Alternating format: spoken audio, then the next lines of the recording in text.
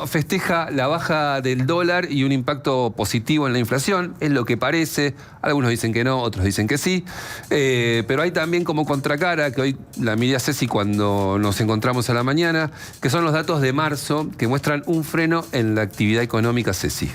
Sí, porque ayer el INDEC dio algunos datos de actividad económica, industria, construcción, minería y demás. Y cuando miras, bueno, por supuesto, la comparación interanual con respecto al año pasado, todas son positivas. Acordate lo que era marzo del 2024, pleno caída del ajuste sobre la economía, más la aceleración de la inflación post-devaluación y demás.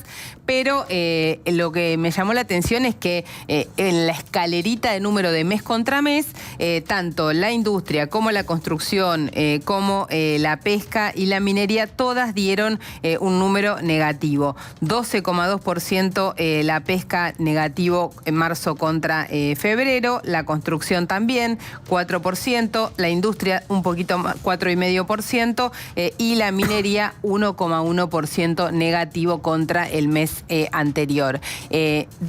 Lo destaco además porque en estos días, discusión de precio del aceite mediante y demás, hablé mucho con la industria de alimentos y de supermercados y me decían los supermercados, creían que abril iba a ser por fin el mes que le diera un número positivo en la comparación interanual. Vienen de atravesar un largo desierto, caía Pascua y demás. Me dijeron todo lo mismo. Hasta el 20, el mes venía muy bien y estábamos confiados de que íbamos a tener un número positivo.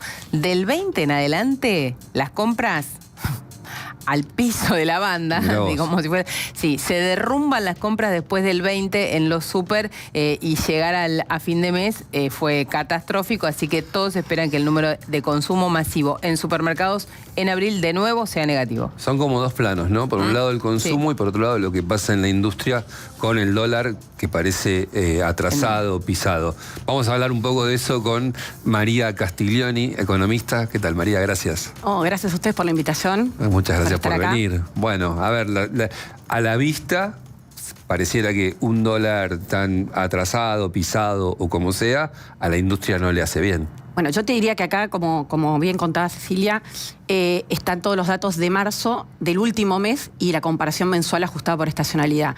Acá te diría varias cosas. Marzo fue un mes muy particular. Tuviste más feriados que lo habitual, entonces los días hábiles influyen. Pero además tuviste el efecto Bahía Blanca, inundaciones y muchas lluvias que afectaron, cuando uno empieza a mirar la apertura, tanto la construcción, la actividad de la construcción cuando llueve mucho se ve afectada, y también todo el tema, el polo petroquímico es uno de los que cuando uno mira lo mensual se desplomó en cuanto a producción y obviamente fue un fenómeno muy puntual. Entonces yo diría, no generalizaría el dato del mes en la tendencia. De hecho, el mes anterior había dado crecimientos mensuales que superaron nuestros pronósticos incluso. O sea, enero y febrero la actividad económica arrancó con mucha fuerza y en particular febrero la construcción y la industria habían tenido un muy buen desempeño mensual, ¿no? Comparando con este número. Por lo tanto, yo no sacaría una conclusión de un dato puntual. Eso es un punto. Aparte, los datos que hay del mes de abril, que no son tantos todavía de actividad económica, fueron buenos. Desde cemento de la construcción, producción de autos, digamos, otros rubros, porque autos en particular en marzo tampoco había sido muy bueno. O sea, cuando uno empieza a mirar...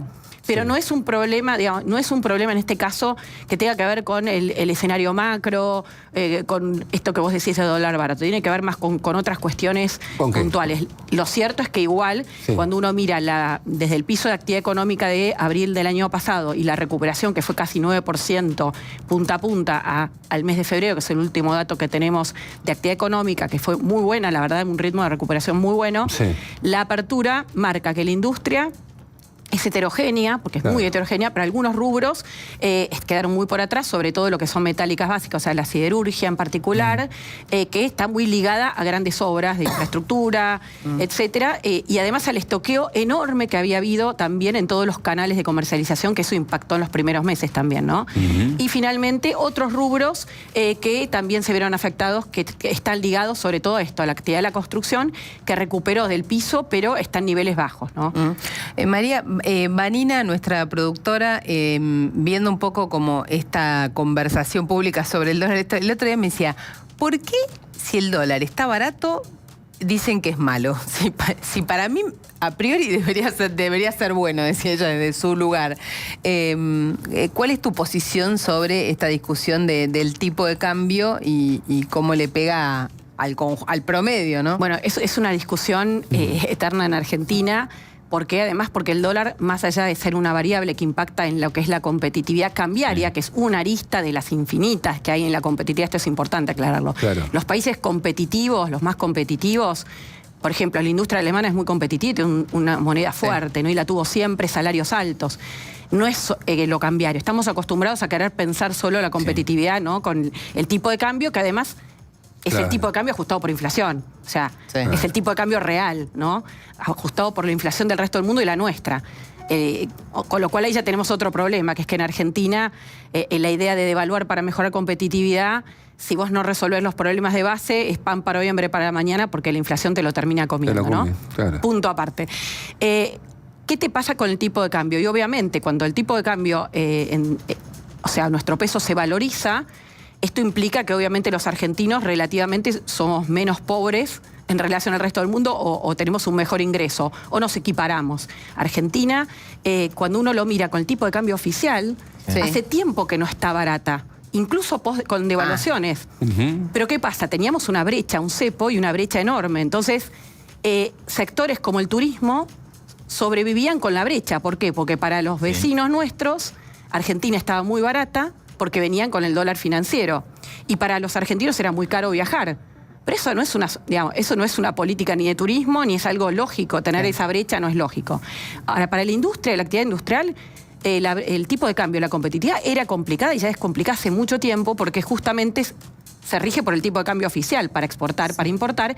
Y de hecho muchos sectores como el campo, además de las retenciones, tenían muchas veces insumos que por el control de importaciones, etcétera, tenían que pagarlos a dólar financiero, con lo cual también era un problema. Entonces, pensar que un tipo de cambio alto es lo que te sobrevive, no tenemos tipo de cambio alto hace mucho tiempo y de vuelta no lo podemos controlar.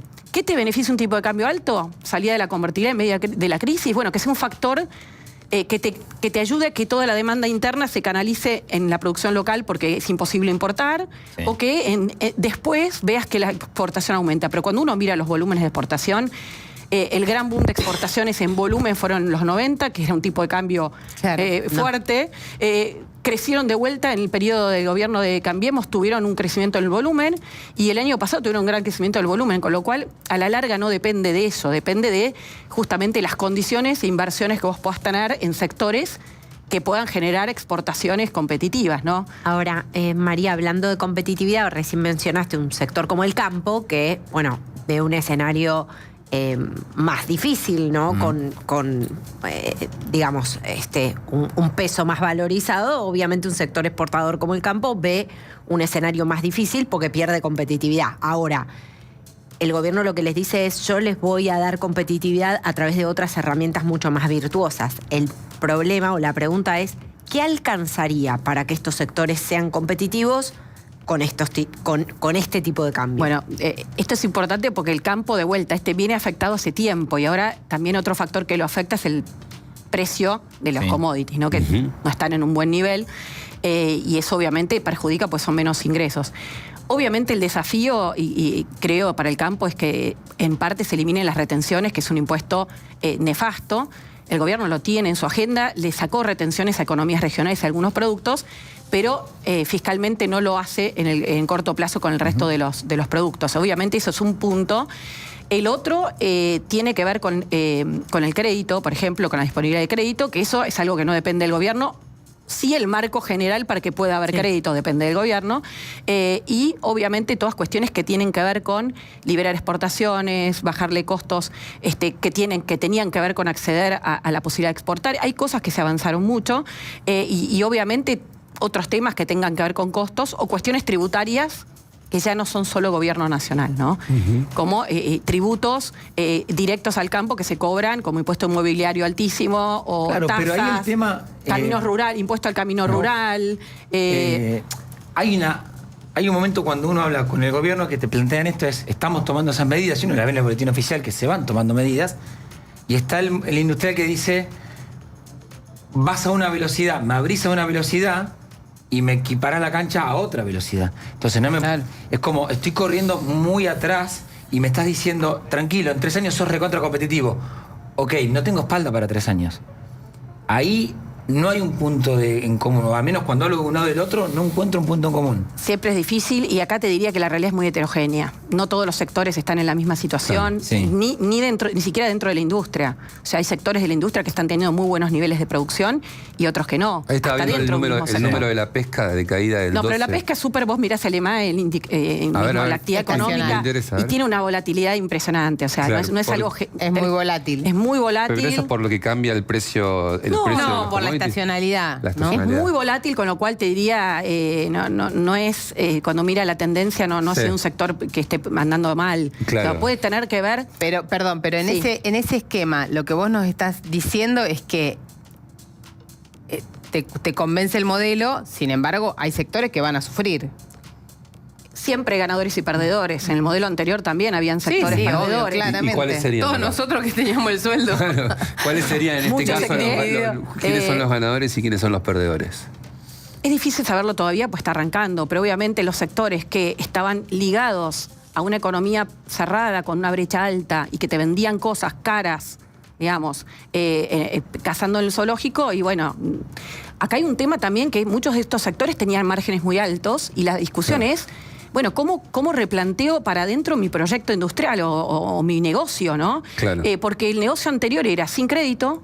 El crédito del sector privado llegó al piso de la historia argentina. Ah. 4% del PBI es nada, cero. Una economía de contado. O sea, ningún país del mundo invierte con caja propia, con recaudación propia, ¿entendés? Este Entonces, país es una cosa. el negocio era quedarse con stock, era sacar un gran margen y vender poco volumen, y con eso más o menos funcionaba. ¿Por qué? Porque la gente... ¿Qué pasaba? Se quería sacar los pesos de encima. Claro. Porque decía, bueno, compro dólares. Sí. No puedo acceder al oficial, tengo que ir al Blue, al MEP, una brecha altísima, era caro. Entonces algunos compraban igual, pero no era el gran negocio. De quedarte con los pesos a un plazo fijo, si creías que la inflación iba a aumentar, también se te diluía, Claro. perdías poder de compra. Claro. Entonces lo canjeabas por lo que fuera. Sí. En la medida que vos creías que la inflación iba a acelerarse, Sí. la gente consumía, pero no era un consumo...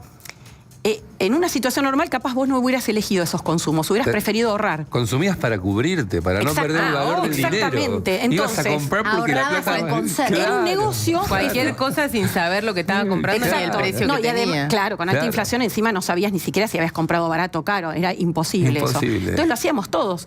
Comprabas, te estoqueabas en productos de limpieza, en productos de conserva, o comprabas recitales o pagabas viajes de una promoción. Sí. Entonces, en ese contexto, obviamente, mucha respuesta era subo los precios.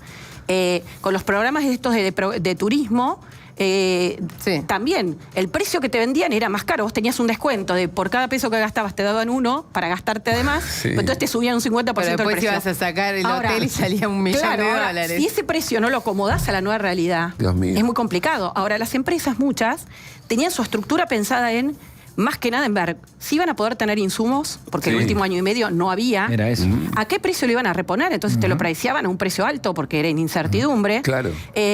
Si tenían que gestionar con la aduana, tenían que gestionar con el Banco Central los dólares, tenían que mandar al Ministerio de Economía su estructura de costos. Las que Gestionar tenían... es una manera muy diplomática de decirlo, ¿no? Es verdad, Brindar. es Tenía que Gestionar. gestionar la famosa CIRA.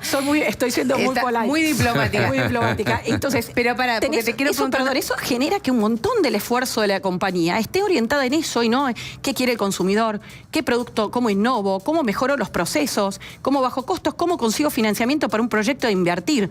El chip estaba en otro lado y uno creía que la cosa andaba bien, pero cuando mirás los números macro, Claro. la economía no solo no crecía desde 2011, venías en una digamos, rondando el mismo nivel que se volvió a alcanzar ahora, a niveles de 2018 o de 2011. Es un montón de tiempo. Claro. La población crece. Claro. Y además, según la encuesta permanente de hogares, aumentó el empleo, mucho informal.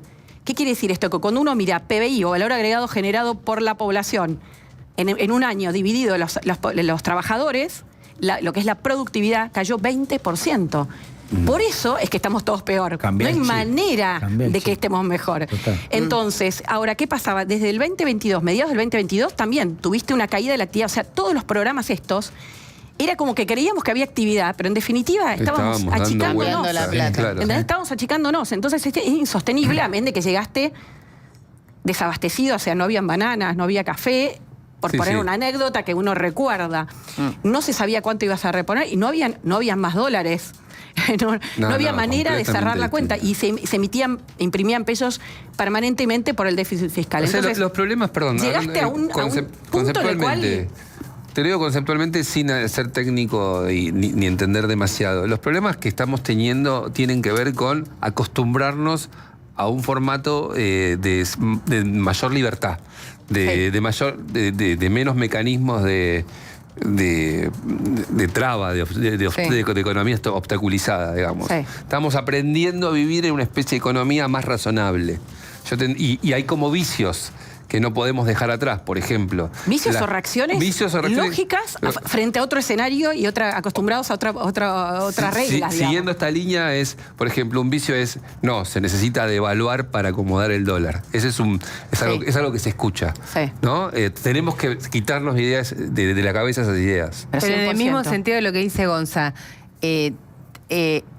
todos adaptados a ese vicio.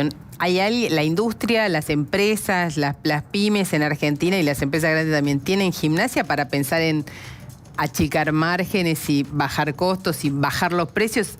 Que bajen los precios en Argentina es algo que nunca vimos. Bueno, yo miraba que es un mercado que es muy particular, pero donde enfrentan la demanda todos los días, que habían sido frutas y verduras el año pasado, era muy paradójico. En el 2023 estuvieron casi el doble de la inflación total, que fue altísima. Ajá. El año pasado aumentaron prácticamente nada, algunos productos bajaron. Las bananas, por ejemplo, que no habían, Sí. hoy valen menos que hace 2 años, o sea, es algo rarísimo. Y tenés productos puntuales donde eso pasó, Sí, y yo te diría, es muy difícil generalizar acá. claro. Muy difícil. Sector por Yo creo que hay de sector. todo. Tenés empresas que lo han hecho y se la han jugado desde el principio del año pasado. Dijeron, vamos a apostar a vender esos estoqueos que teníamos. Todos estaban estoqueados y era el negocio estoquearse. Y salieron a vender a precios más bajos o con financiación. Hay que arriesgar. Y tenés otros que no, porque ¿qué pasa? La historia argentina te marcaba, ¿esto cuánto va a durar? ¿Cuándo viene la próxima devaluación y la próxima crisis? Aguanto y veo que el dólar llega a 2.000. Y ahí me como. El sigo. otro día, hablando con un empresario que su producto tiene casi un 60% de insumos distintos importados. Sí. Y en un momento me dice, lo que hice fue agarré mi producto, lo desglosé con todas las áreas y dije, bueno, a ver, ¿qué podemos reemplazar? ¿Qué podemos? Empecemos a buscar cómo achicamos el gasto de este producto. Y le digo, en un momento me dice una frase muy buena que me dice, porque yo no sé, ahora que tengo que cambiar el chip, cuánto va a durar este escenario. Y si dura 6, 10, tengo que ya hacerlo, porque en un año estoy echando gente. Entonces, yo ahí veo un empresario, un pyme que tenía 300, ya no es tan pyme, que sí veo que está cambiando el chip y lo más rápido que puede. Porque si no, tengo miedo de quedar en la generalización de cazabas en el zoológico, estoqueabas, te llenaste de guita. No, y hay bueno, un entonces montón de gente ahora trabajando. curtite. Y yo, la verdad que cuando uno habla. No te dicen, dije eso entonces tampoco. toqué el costo acá. No ya dije sé eso que vos no. tampoco. Pero sí creo que estamos muy acostumbrados a siempre tener tanta crisis e incertidumbre, que además también era muy difícil saber cuál era tu costo, cuál era tu margen. Era muy difícil hacer cálculos. Claro. De hecho, el Ministerio de Economía les pedía, pasame tu estructura de costos. Si cambia todos los días, ¿cómo voy a saber mi estructura de costos? Pero vos me podés Y asegurar estamos que. Por eso, reordenando. ¿me podés asegurar que acá en 2 años no hay una crisis? A ver, Es muy difícil yo en no la te voy a asegurar Argentina. nada. A ver, no. Lo que te Nadie digo puede. es esto. Claro, Cuando uno nadie mira- dice eso, a ver, pará. es un problema. Nadie Vamos puede para asegurarte atrás. eso. Nadie. Ya Cuando sé que uno- sí, te lo yo sé que nosotros sí, somos- pero. A ver, Si vos te haces un negocio, asumís riesgos, No, digo. obvio. Si no, No, pero igual te digo una cosa. andá a sé, laburar de ya cajero sé. en un Perdiste un año banco. y medio. Si te pueden creíste echar. que iban a devaluar, perdiste un año y medio, digamos. Es mucho tiempo. Parece 1 año y medio. Yo lo que creo es esto. Cuando Claro. uno mira, nosotros como economistas, ¿qué podemos hacer? Más allá de que tenemos que hacer pronósticos para nuestros clientes y siempre, obviamente, te puedes equivocar.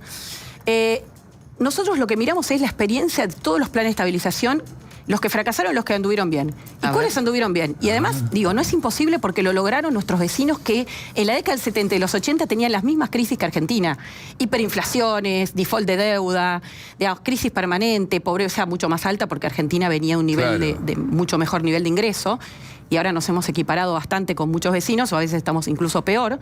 Pero digo, lo lograron. Entonces, ¿por qué Argentina no puede? Las leyes económicas se cumplen. El tema es qué hicieron distinto que no hayamos hecho nosotros. Pero ahí ¿no? hay un tema que tiene que ver con la llave clave política. Recién compartíamos el comunicado lapidario de AmCham sobre lo que sucedió con Ficha Limpia. Algunos países de nuestra región incluso dieron el otro salto.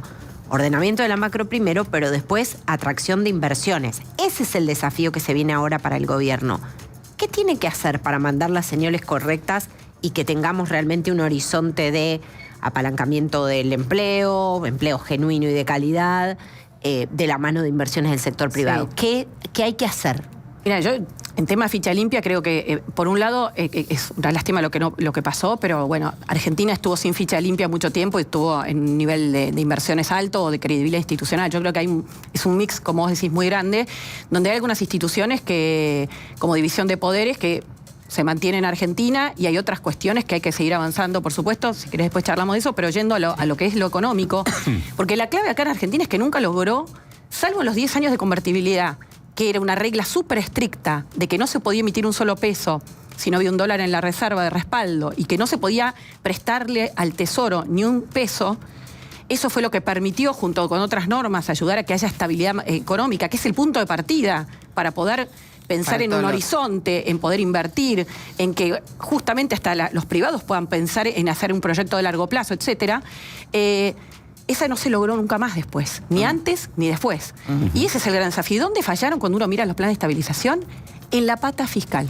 El gran problema fue siempre gobiernos que tenían déficit, que gastaban más de lo que les ingresaba, que muchas veces primero aumentaban los impuestos y creaban nuevos impuestos, que es lo que pasó en Argentina, si uno mira del 2003 al 2015, y después se volvió de vuelta, y eso no alcanzaba, y el gasto seguía aumentando, tomando cada vez más un rol más grande con esa idea del Estado presente, pero cada vez representó más respecto del PBI, o sea, el valor agregado.